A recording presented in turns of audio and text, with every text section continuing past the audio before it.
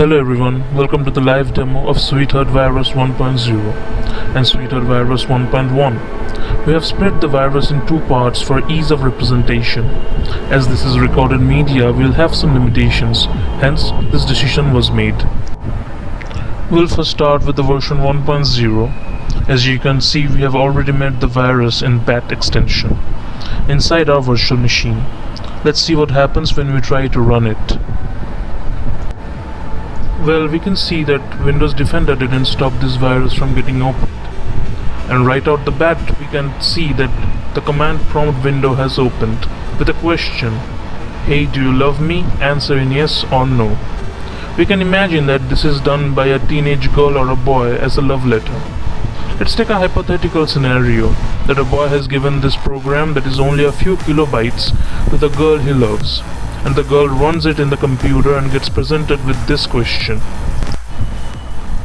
Now in the hypothetical scenario, the girl gets pleased by this thing and says yes, and everything is well and good.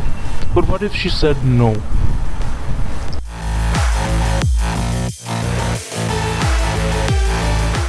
The malicious intent of the attacker when he didn't receive the desired response from the victim is now evident. A countdown has begun and there is no way to stop it. Pressing any button would have just fast-forwarded the countdown. The objective of the Sweethurt Virus 1.0 is now clear. It opens infinite amount of command prompt windows, making the machine run out of memory while rendering it completely useless. Not even the start bar or the cross button works anymore, and the only way to stop this infinite nightmare is to turn off the machine from main, creating a vast possibility of unsafe data loss of work and also a possibility of damaging the hardware of the machine.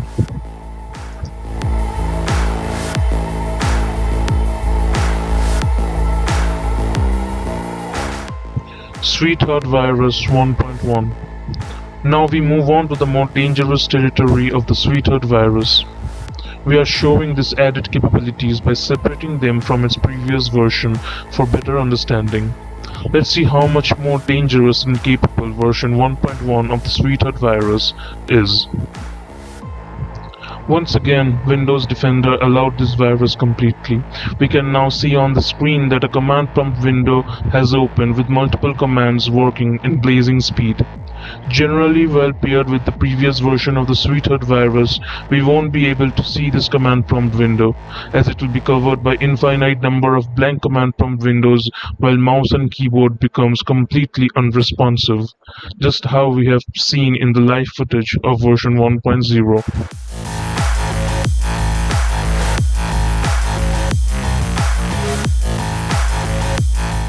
Sweethurt Virus 1.1 is much more dangerous. The victim's PC will be completely formatted, not even a speck of data left in its hard drive. But a much more horrific scenario will be faced by the victim after a restart. This virus has not only deleted all the personal files of the victim, but also deleted the core system files and corrupted the registry of Windows, making the machine fail every time it tries to boot the Windows. The victim cannot even perform a system restore or a startup repair, as the core system files have been deleted. The machine is bricked and is completely unrepairable. The only way to get back the machine running is to install a fresh copy of Windows, creating a devastatingly huge data loss to the victim PC.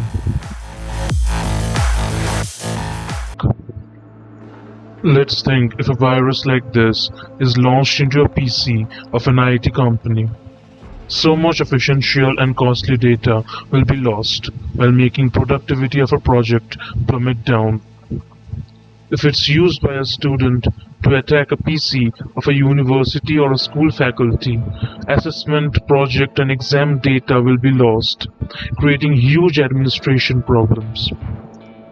Finally, if it's used in government sectors, we can't even comprehend how much of a damage it will create.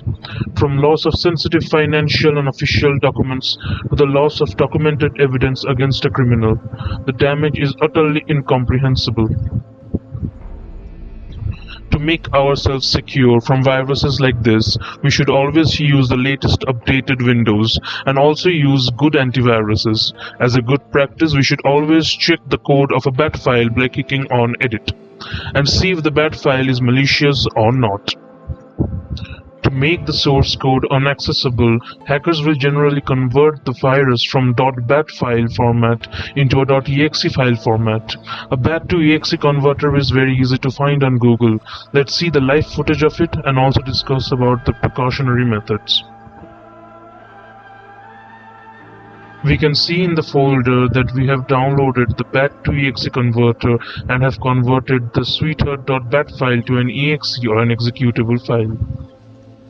We are being informed by the user account control that this exe is trying to make changes into our device.